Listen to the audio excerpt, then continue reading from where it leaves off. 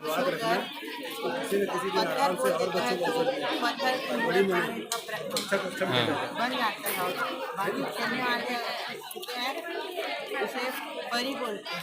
परी बोलने के बाद जम जाते हैं, स्टैचू हो जाते हैं। ऐसे ही बहुत सारे खेलों के बारे में, चाहे डंडा पिचरंगा हो, चाहे गिल्ली डंडा हो, भावरा हो, बाटी हो, ये सभी आज केवल चित्रों पर ही रह गए हैं, जिसे हमारी सरकार आज उकेरने का प्रयास कर रही है। जो छत्तीसगढ़ ओलंपिक के रूप में हमारी छत्तीसगढ़ सरकार है, जो विलुप्त हो चुके बहुत सारे गेम्स हैं, उन गेम्स को, चाहे वो सूर हो, चाहे वो गिल्ली डंडा हो, चाहे वो परी पत्थर हो, इन सभी या बिल्लस हो, इन सभी गेम को जो बच्चे आज केवल मोबाइल पर भी सीमित हो गए हैं, उन विलुप्त गेम को हमारी सरकार संस्कृति में लाने का, उसके अलावा त्यौहार को भी लाने का प्रयास करती है। तो बच्चों के द्वारा बहुत ही अच्छा उमदा प्रदर्शन किया गया है।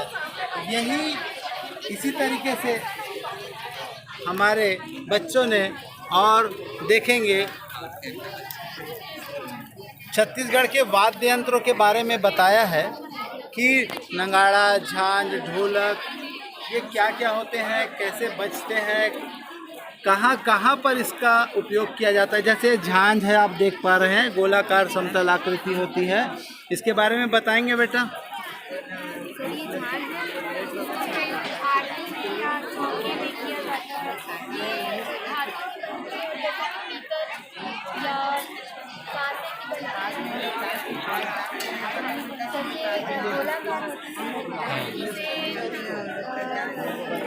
रस्सी बांध करके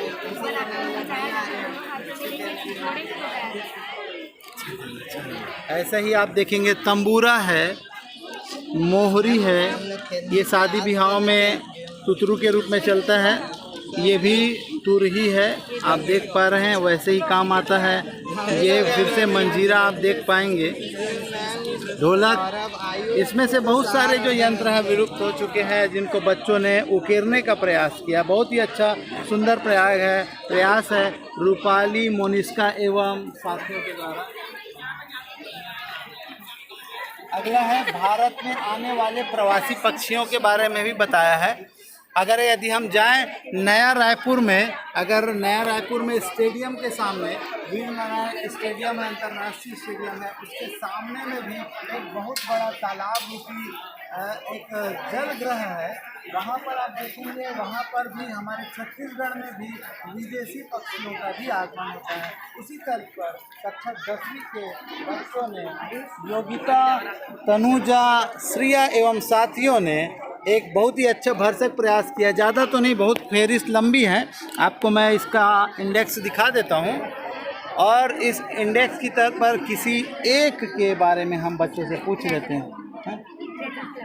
ग्रेटर फ्लेमिंग के बारे में बता, फ्लेमिंगो के बारे में। चलिए, ये कैसे दिखता है ग्रेटर फ्लेमिंगो? देखो बच्चों ने बनवाया है, लेकिन बहुत ही अच्छा कला का भी प्रदर्शन किया है। जी सर, ग्रेटर फ्लेमिंगो जिसे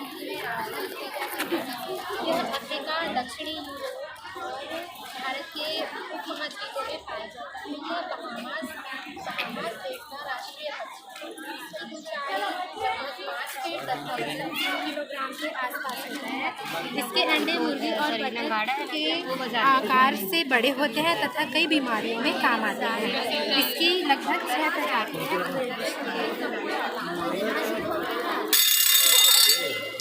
ये है साइबेरियन। पलटे करते जाओ, पलटे करते जाओ। हाँ, बताते जाओ और बोलते जाओ। ये है बार हेडेड गूस, जो कि बतख की प्रजाति है।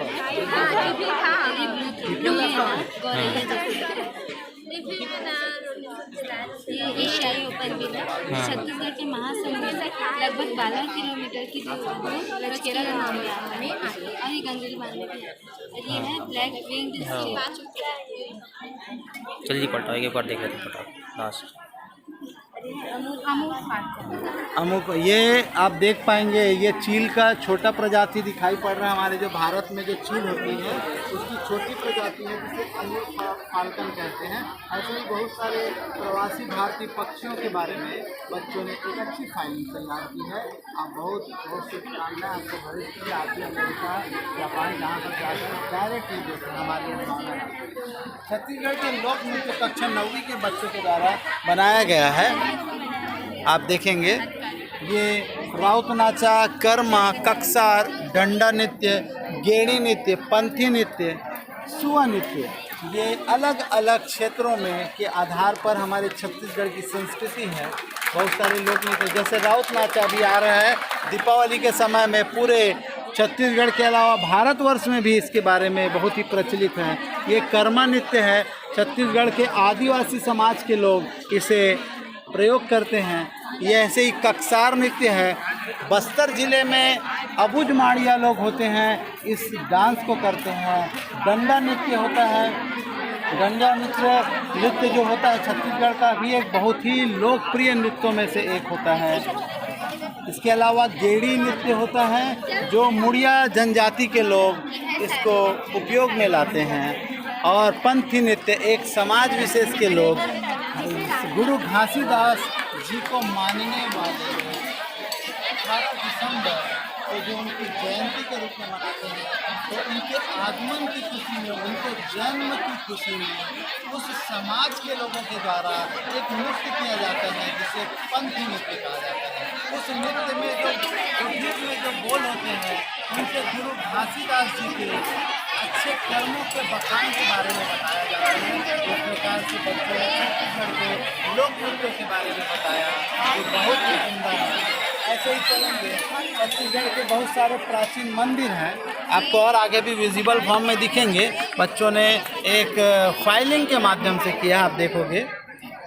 जल्दी से हम देख लेते हैं। इन्होंने ये खासकर अभी निकल दिया है देव बलौदा का जो शिव मंदिर है, जो प्राचीन शिव मंदिर है। यह 6 मासी राती में बना हुआ एक 6वीं शताब्दी का मंदिर है और इस पर बहुत ही मान्यताएं हैं। और इसके समकक्ष एक ऐसा ही मंदिर आरंग में भी मिलता है जिसे छत्तीसगढ़ के मंदिरों की नगरी आरंग को कहते हैं, तो आरंग में भी देखने को मिलता है। ऐसे ही सिरपुर है और बहुत सारी मंदिर है। जैसे हमारा सबसे छत्तीसगढ़ का जो प्रमुख है दंतेश्वरी माई है। इसके अलावा आप जा सकते हैं बमलेश्वरी मंदिर, डोंगरगढ़ जाते हैं, और रतनपुर महामाया मंदिर है। ऐसे बहुत सारी मंदिरें हैं। तो बहुत अच्छा बच्चों का प्रयास किया गया है। फिर से पुनः पारंपरिक खेल आप देखेंगे जो हमने देखा है। जल्दी से सरसरी तरीके से देख लेते हैं बच्चों के द्वारा, कक्षा 9वीं के बच्चों के द्वारा। ये डंडा कुलाल जिसे हम डंडा पिचरंगा कहते हैं, ये आप देख रहे हो। गिल्ली डंडा जो बच्चे खेलना भूल गए हैं, केवल मोबाइल में ही खेल रहे हैं। ये भौरा है, सिर्फ आज के बच्चे सिर्फ ना टीवी पर ही देख पा रहे हैं, वास्तविकता में नहीं चला पा रहे हैं। ये भी विलुप्त होता हुआ एक खेल है कंचा, जिसे हम लोग बाटी कहते हैं। खो खो ये अभी है, जब तक बच्चे विद्यालयीन हैं तब तक है, उसके बाद वो ख़त्म हो जाएगा। फिर ऐसी खुड़वा गेम है, एक बल्ली गेम है, और इस तरीके से प्रमुख गेमों के बारे में, पारंपरिक खेल के बारे में बताया गया। अब आ जाते हैं छत्तीसगढ़ के आभूषण के बारे में। छत्तीसगढ़ के आभूषण जो हमने विजिबल फॉर्म में देखा था, बच्चों का उत्साहवर्धन करने के लिए हम पुनः देख लेते हैं। इनके इंडेक्स को ही देख लेते हैं। बहुत ही अच्छा प्रयास किया गया सागर एवं साथियों के द्वारा, धन्यवाद पुष्कर। अगला है हमारा भारतीय स्मारक लाल किला। लाल किला के बारे में जानते हैं, जहां पर देश के शीर्षस्थ स्थान पर जो भी व्यक्ति बैठता है 15 अगस्त और 26 जनवरी को यहीं से भारत को अपनी बात सुनाते हैं। लाल किले का निर्माण शाहजहां ने करवाया था। इसको बनने में लगभग 10 वर्ष लगे थे, और इसी तरीके से शाहजहां ने, हमने देखा था कि ताजमहल का भी निर्माण करवाया था। ऐसे बहुत सारे अच्छे स्मारक का निर्माण शाहजहां ने कराया था, जो आज हमारे भारत के स्मारकीय धरोहर के रूप में दिखाई देते हैं। इसी प्रकार भारतीय संस्कृति में और ख़ासकर छत्तीसगढ़ में भी ये आपको उपकरण दिखाई पड़ेंगे। आप देख सकते हैं ये आपको नगाड़ा दिखाई पड़ रहा है। ये बच्चे से ही पूछ लेते हैं क्या क्या है, चलिए बताइए।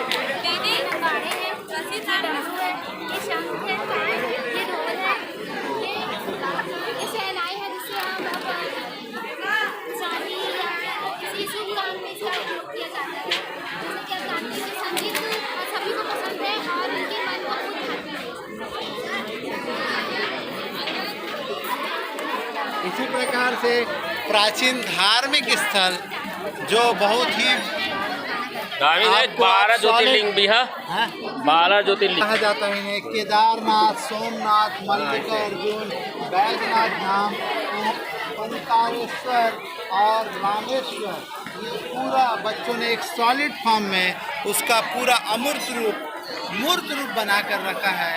बहुत ही सुंदर बच्चों का प्रतिभा यहाँ पर बोल रहा है। केवल हिंदी ही नहीं, इनकी कला भी यहाँ पर दिखाई पड़ रही कि बच्चों ने कला के माध्यम से भी प्रदर्शित कर दिया है कि हम केवल पढ़ाई में ही नहीं है, हम केवल विज्ञान में ही नहीं है, हम केवल विज्ञान के छात्र हैं तो क्या हुआ, लेकिन इसके अलावा हम सभी क्षेत्रों में पारंगत हैं। कला के क्षेत्र में हो, चाहे वो हिंदी के क्षेत्र में हो, चाहे वो विज्ञान के क्षेत्र में, बहुत ही अच्छी प्रस्तुति है।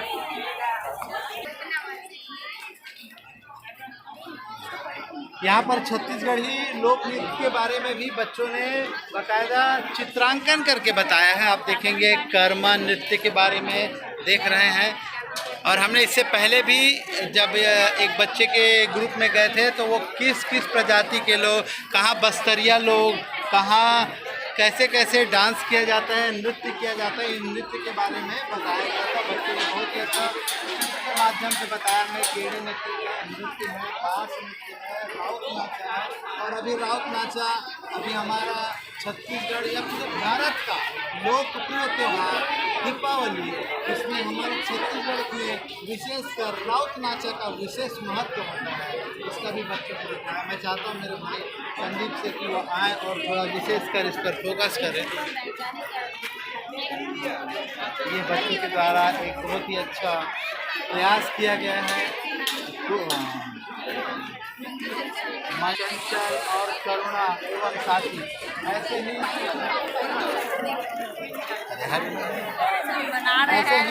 एक अपन पेंटिंग बनाई गई है। अपन पेंटिंग इस अपन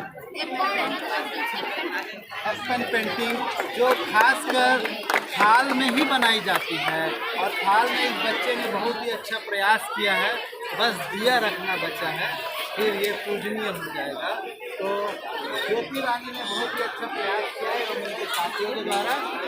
और अब आ जाते हैं बहुत ही अच्छा व्हील के फॉर्म में बच्चों ने भारत के राष्ट्रीय प्रतीकों को पूरा एक व्हील में ही, वैगन व्हील्स में पूरा प्रचलित कर दिया। आप देखो राष्ट्रीय पशु क्या है, राष्ट्रीय खाने का चीज़ क्या है, राष्ट्रीय खेल क्या है, राष्ट्रीय हमारा चिन्ह क्या है, अशोक स्तंभ है, राष्ट्रीय गीत क्या है, राष्ट्रीय ध्वज क्या है, राष्ट्रीय गान क्या है, राष्ट्रीय मिठाई क्या है, राष्ट्रीय फल क्या है, राष्ट्रीय फूल क्या है, राष्ट्रीय नदी क्या है, राष्ट्रीय पेड़ क्या है, राष्ट्रीय पक्षी क्या है। और इस प्रकार से सभी बहुत ही अनेक जो राष्ट्रीय प्रतीक है, इसको पूरे भारत के अंदर है। इनके जो सेंस है, बहुत ही अच्छा सेंस बनाया है कि भारत के अंदर इन सभी राष्ट्रीय चिन्हों का क्या क्या महत्व है। रोशनी साहू और विपुल वर्मा एवं साथियों के द्वारा अच्छा भरसक प्रयास किया गया है। बेटा आपके भविष्य के लिए शुभकामनाएं। ऐसे ही आते हैं, आप देखेंगे भारतीय स्मारक में हम पहले चल चुके हैं। यहाँ आप देखोगे कुतुब मीनार के बारे में कुली कुतुब शाह के द्वारा कुतुबुद्दीन ऐबक के द्वारा बनाया गया था, जो गुलाम वंश का शासक था, जिसने 1206 पर गद्दी पर बैठा था और इसका दामाद इल्तुतमिश इसको पूर्ण किया था। ऐसे ही ताजमहल जिसको शाहजहां ने बनाया था, हम देखे हैं एक स्मारक। और ये विक्टोरिया मेमोरियल हॉल है, शायद कलकत्ता में है, कोलकाता में है। हवा महल भी कहाँ पर है? जयपुर में है। इंडिया गेट दिल्ली पर है। ये चार मीनार जो हैदराबाद में आपको दिखेगा, और मैसूर महल है, और मैसूर महल भी आपको मैसूर में ही मिलेगा। सांची का स्तूप है, इसको जरूर देखें। मध्य प्रदेश में हम जब सामाजिक विज्ञान की किताब में जब हम मिडिल में पढ़ते थे तो ये किताब में ये पहला फोटो रहा करता था, सांची का स्तूप। बच्चों ने बहुत ही अच्छा प्रयास किया। प्रमोद एवं साथी कक्षा 12वीं ऐसे ही पुनः फिर से हिंदी मॉडल के अंतर्गत भारतीय वाद्य यंत्र, जिसको हम पहले दिया, जो मांदर है, ढोलक है और बहुत सारे वाद्य यंत्र है, वर्मा जी बनाए हैं, बहुत ही अच्छा।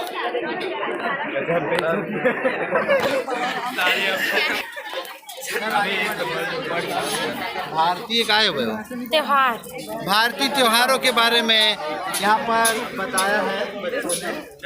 इनके गाइडलाइन है, शैलेश शर्मा सर ने गाइड किया है, और श्रद्धा जोशी, नैन्सी, रुचि, सुनैना एम तृप्ति एम साथियों ने बताया है।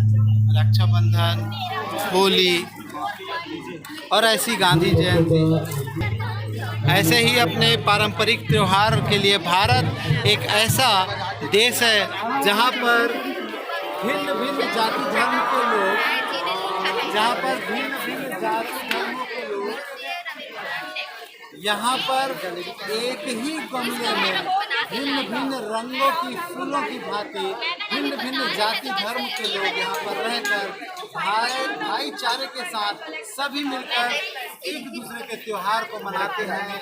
यही संस्कृति कहलाती है कि विश्व में एकमात्र एक ऐसा देश जिसे भारत कहते हैं। भारत ऐसे यंत्र की तरफ आप देखेंगे आंचल शुक्ला, एलिन बारला, गीता साहू, सुंदरी नेतान, शिवम एवं साथियों के द्वारा ये बहुत ही अच्छा सॉलिड स्टेट में बताया गया है कि हारमोनियम कैसे बनता है। नगाड़ा देखा है आपने, झीका देखा है, बांसुरी देखी है, वीणा, ढोलक, इन सब का बहुत ही उम्दा बनाने का प्रयास किया बच्चों ने। इन बच्चों ने विलुप्त होती बहुत सारी जो वाद्य यंत्र हैं, उन वाद्य यंत्र को एकदम प्रदर्शनी के रूप में जस का तस बनाने का प्रयास किया है। तो इन बच्चों के जज्बे को सलाम है। बच्चे बहुत अच्छा प्रयास किया आप लोगों ने, आपके उज्जवल भविष्य की कामना करते हैं। इसी प्रकार आप देखेंगे हिंदी प्रयोजना के अंतर्गत धार्मिक त्योहार, जैसे कि हम जान रहे हैं कि दशहरा त्यौहार अभी निकल चुका है, ईद भी निकल चुका है, ओणम है, केरल में मनाया जाता है। ये अभी त्योहारों में सबसे लेटेस्ट आना है, जो सबसे भारत का लोकप्रिय त्यौहार है, जिसे क्या कहते हैं? दीपावली। जब भगवान राम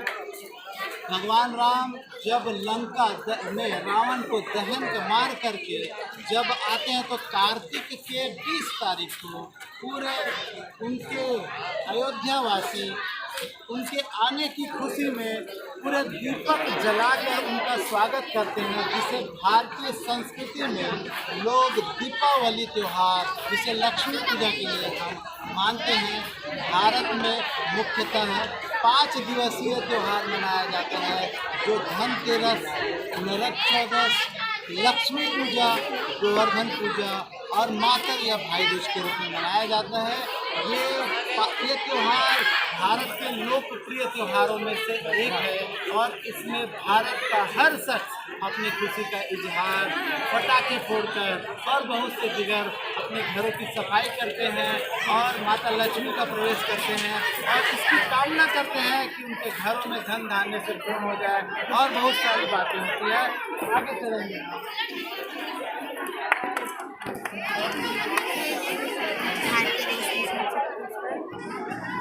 ये है छत्तीसगढ़ के भारतीय वेशभूषा है, जिसमें छत्तीसगढ़ की वेशभूषा है। मैं चाहूँगा बेटा आप बताएं कोई कुछ के बारे में, किसी के बारे में। छत्तीसगढ़ की वेशभूषा है, जिसमें जो पुरुष होते हैं धोती कुर्ता नॉर्मली पहनते हैं, जो महिलाएं घुटने से ऊपर साड़ी का उपयोग करती है, और जो पुरुष होते हैं सर के ऊपर धोती के कपड़े का उपयोग करते हैं, और इसमें महिलाएं ज़्यादातर गहने का भी प्रयोग करती है। ये महाराष्ट्र की वेशभूषा है, इसमें जो पुरुष होते हैं वो फेटा जिसको धोती कहते हैं, फेटा भी बोल सकते हैं, और ऊपर कमीज का उपयोग करते हैं, और जो महिलाएं होती है वो साड़ी का उपयोग करती हैं, 9 गज की साड़ी। ऐसा ही गुजरात का जो पारंपरिक है ड्रेस है, आप जैसे हम जानते हैं, जैसे ही नवरात्रि आता है गरबा रूपी इनका ड्रेस होता है। जम्मू कश्मीर में क्योंकि वहाँ ठंड रहती है कि ठंड के अनुरूप ही ड्रेस रहता है कि वहाँ की अधिकतर महिलाएं खासकर सर पर दुपट्टा लिए रहती हैं और एक वहाँ के ठंडकता के आधार पर उसके आभूषण भी होते हैं। तो ये था जम्मू कश्मीर के बारे में। राजस्थान की वेशभूषा भी अनोखी होती है कि वहाँ की भी महिलाएं खासकर अपने सर को ढके रहती हैं और पुरुष अधिकतर पगड़ी रूपी कुछ पहने रहते हैं। केरल में आप दिखाई पड़ रहा है कि एक पट्टे वाली साड़ियाँ महिलाएं पहनती हैं और पुरुष एक लुंगी और ऊपर में एक गमछा लगाए रहते हैं। ऐसी बहुत सारी हमारी भारतीय संस्कृति है जिसको आप देख सकते हैं इन मॉडल के माध्यम से। बच्चों ने बहुत ही अच्छा प्रयास किया है, धन्यवाद आप सभी का।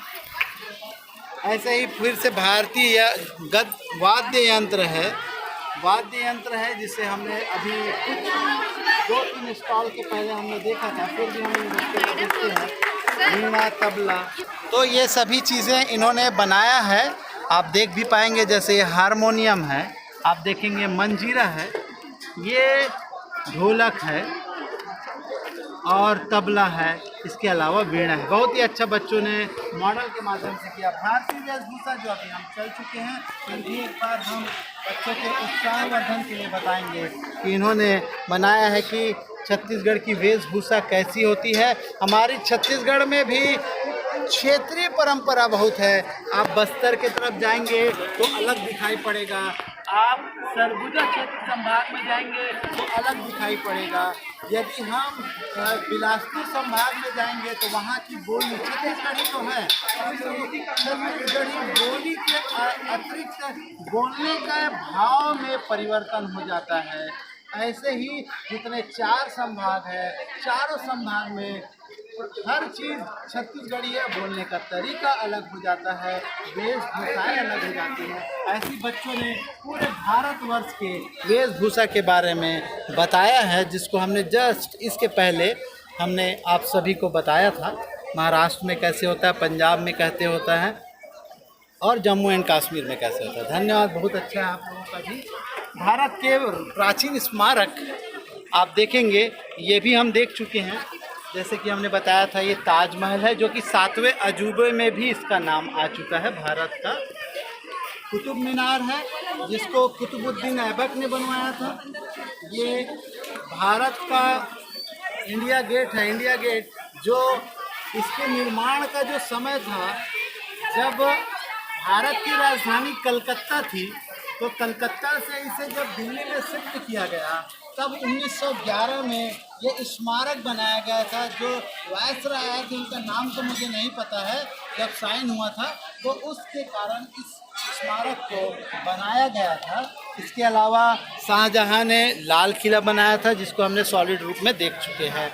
और ये सिख समुदाय का बोले ये बहुत ही ज़्यादा उनके महत्वपूर्ण धार्मिक स्थलों में से एक और एक है, जिसको 500 बीघा ज़मीन अकबर ने रामदास को, दूसरे गुरु थे रामदास को, अकबर ने 500 बीघा ज़मीन स्वर्ण मंदिर बनाने के लिए दिया था। और वहाँ पर सिख समुदाय का धार्मिक स्थल स्वर्ण मंदिर हुआ। तकरीबन 250 किलो सोने से उसकी परत चढ़ी है, इसलिए इसे स्वर्ण मंदिर कहते हैं। और अंत में आते हैं भारतीय प्राचीन धार्मिक स्थान, और इनके बारे में अभी हम बहुत बार देख चुके हैं। धार्मिक स्थान आप देखेंगे द्वारिकाधीश, जिसको हमने डायरेक्ट देख चुके हैं सॉलिड फॉर्म में। भोरम देव है, ये कवर्धा में मिलेगा आपको छत्तीसगढ़ के। केदारनाथ, ये बहुत ही अद्भुत स्थान है। हरिद्वार है। 12 ज्योतिर्लिंगों के बारे में यहाँ पर बताया गया है, उसमें से पूरे नहीं तो कुछ के बारे में। और सिरपुर, यह भी छत्तीसगढ़ का है। इस प्रकार से कुछ करना है। इस तरीके से आपने देखा तकरीबन 40 से 45 मिनट तक हम पूरी प्रदर्शनी मेले में आपको हर बच्चे तक पहुंचाने का प्रयास किए हैं। कहीं पर बताया छत्तीसगढ़ की परंपरा, विलुप्त होती परंपरा, कहीं पर बताया गया कि छत्तीसगढ़ के कैसे पहनावे हैं, खेल कैसे हैं, भारत में कैसे कैसे आभूषण, क्षेत्र विशेष आभूषण होते हैं, और इन सभी बच्चों के द्वारा जो कलाकृति का प्रयोग किया गया है, आप देखेंगे इन बच्चों के पीछे, जो इनके सफलता के पीछे जो बहुत ही बड़ा मार्गदर्शन होता है, जो योगदान होता है, उनके हिंदी शिक्षक शिक्षिका के द्वारा होता है। तो मैं इन बच्चों ने जो इतना प्रतिभावान, जो आपको मॉडल के रूप में प्रदर्शनी दिखाया है, उन मॉडल की प्रदर्शनी का जो विशेष योगदान जाता है हमारे हिंदी के शिक्षिका श्रीमती दर्शना मैडम, जिन्होंने कई तकरीबन 20 से 25 दिन से बच्चों के बीच में लगी रही हैं और बच्चों को मोटिवेट और गाइडलाइन कर रही है, और बच्चों ने भी भरसक प्रयास किया। किंतु जब तक हम उन बच्चों को पुश नहीं करेंगे तब तक बच्चे नहीं, तो उनमें बहुत बड़ा किरदार निभाती है हाई स्कूल की हमारी शिक्षिका दर्शना मैडम। हायर सेकेंडरी में भी पढ़ाती है। इसके अलावा इनके सहपाठी हैं शैलेश शर्मा सर, जो बहुत ही कहें अनुभवी हैं, तकरीबन 28 वर्षों से इस विद्यालय में अपनी सेवा दे रहे हैं, और इन दोनों शिक्षकों ने बता दिया है कि अनुभव क्या होता है, कि हम अनुभव से हम क्या साबित कर सकते हैं। यदि एक मार्गदर्शन अगर हमने दे दिया तो बच्चों ने इसको मूर्त रूप दे दिया है, और यही प्रतिभा पूरे हिंदी प्रदर्शनी में आपको दिखाई पड़ी।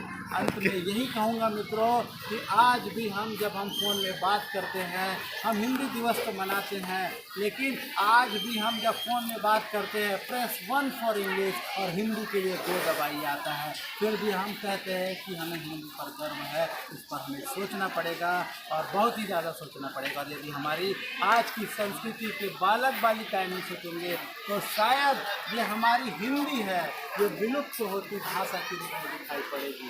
ठीक है, आप लोगों को अगर मेरा वीडियो अच्छा लगा होगा तो ज़रूर मेरे वीडियो को लाइक करें, शेयर करें और सब्सक्राइब करें। और ऐसे ही मानसरोवर विद्यालय परिवार में जो भी अगर ऐसी आकर्षक कोई भी कार्यक्रम होगा तो ज़रूर मेरे YouTube चैनल पर आपको दिखाई पड़ेगा। तो उम्मीद करता हूँ मेरा वीडियो आप सबको पसंद आया होगा। तो आप सभी को तहे दिल से धन्यवाद।